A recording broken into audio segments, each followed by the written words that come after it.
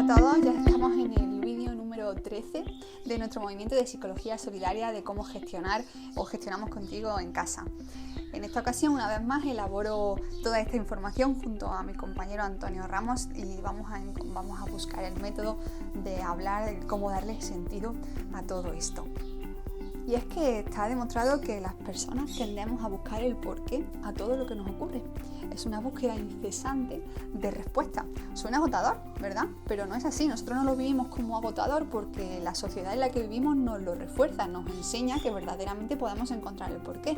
Vivimos dentro de una sociedad en la que te da los porqués con rapidez. Se valora mucho la rapidez, se valora mucho la solución. Vivimos en una sociedad que sobrevalora lo visible, que está atenta a lo urgente. Por lo tanto, ese premio hace que nosotros continuemos así. De hecho, hay psicólogos también que afirman que esa búsqueda incesante de respuestas y de encontrar el sentido y de encontrar el porqué es adaptativa de cara a seguir sobreviviendo. Y os voy a poner un ejemplo, aunque me ponga muy profunda, para que entendáis esto. Y es el mismo sentido de nuestra existencia, ¿no? El por qué existe el ser humano, el por qué está aquí. Pues no hay un significado universal para ello. Entonces, ¿qué hace el ser humano? Desde su potencialidad le da un significado en base a sus valores, a sus ideales, a su religión, a su historia personal, a su historia de aprendizaje. En base a eso nosotros creamos nuestra teoría adaptativa y vamos viviendo la vida. Vale, pues con todo esto del coronavirus también está pasando.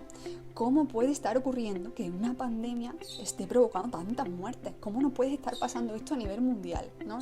Nos lo preguntamos y sufrimos con esa pregunta.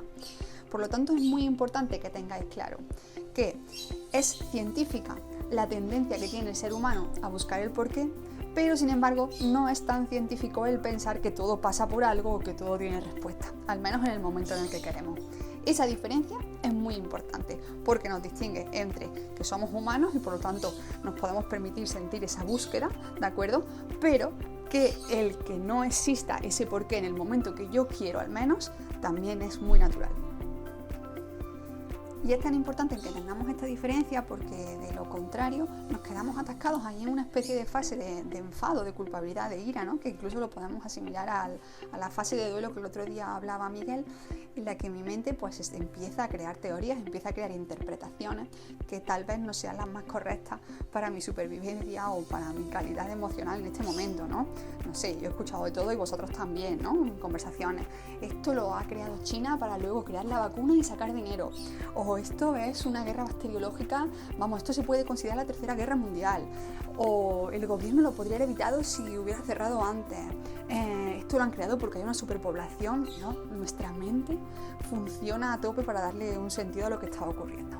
¿Qué pasa? Que esto está teniendo consecuencias emocionales en nosotros, porque imaginaos qué emociones generan ese tipo de interpretaciones, y luego además también está teniendo consecuencias en una responsabilidad social que ya existía antes de que llegara todo esto, y es que hay un tipo de responsabilidad social que tiene que ver más con las emociones y que ahora, por ejemplo, en redes sociales pues podemos transmitirlas mucho, ¿no? Este tipo de interpretaciones hace que yo me contagie de odio, que yo me contagie de ira, que yo me contagie de lucha entre nosotros.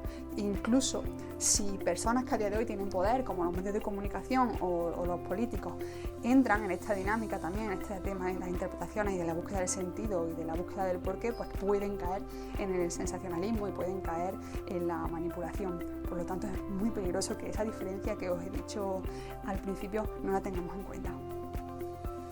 Así que, ¿qué os parece si moderamos un poquito estas ganas de buscar y encontrar las respuestas que hemos dicho que ya tenemos automatizadas y nos paramos y vemos un poco con perspectiva qué es lo que tenemos delante? Porque es que además puede suponer un auténtico puente para que cuando todo esto acabe, a nivel personal podamos cambiar cosas y a nivel de sociedad también podamos cambiarlas.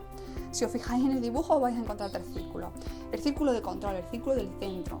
Ese círculo hace referencia a cosas que yo tengo el control sobre ellas y que dependen de mí. Por ejemplo, en este caso el COVID ha hecho que lo único que esté, de lo poquito que podamos poner ahí, ¿vale? A nivel de sociedad, es el quedarnos en casa. Eso depende exclusivamente de mí, yo tengo el control absoluto de eso.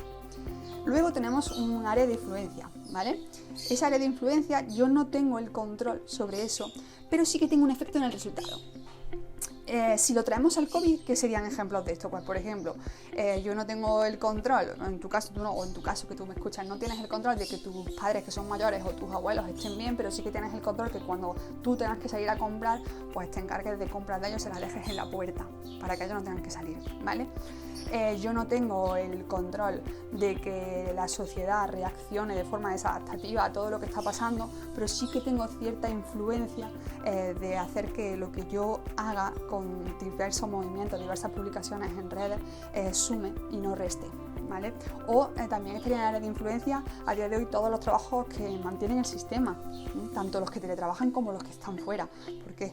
Porque están haciendo una labor que hace que genere influencia sobre el resultado final, a pesar de no tener control tampoco sobre la situación. Y ahora llegamos a la parte más delicada, que es el círculo de preocupación. Es ahí donde no tenemos posibilidad ninguna de influir y donde conviene que empecemos ya a mirar de frente a lo que tal vez nos ha podido dar tanto miedo. Por lo tanto, ahí entrarían todas las cosas sobre las que yo no puedo hacer nada y sin embargo lo intento desesperadamente, o las cosas que no estoy todavía dispuesta a ver. Como por ejemplo, en ese círculo más grande estaría: chicos, somos totalmente vulnerables, somos finitos. Podemos estar aquí hoy y en 2 horas ya no estar. Somos más frágiles de lo que pensábamos, que son conclusiones que se están llegando más bien poco. Y sobre todo que hay medidas que podían haber sido muy exageradas o que podían haber sido muy cortas, siempre dependiendo de los ojos que lo estén juzgando. Eso es lo que está en la área de preocupación y es importante que sepáis colocar ahí día a día.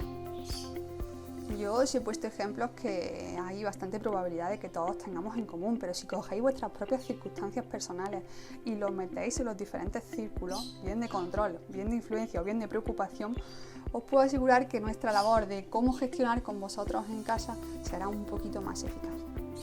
Nos vemos mañana, mi compañero estará aquí para acompañaros una vez más a las 8:30. Mucho ánimo a todos.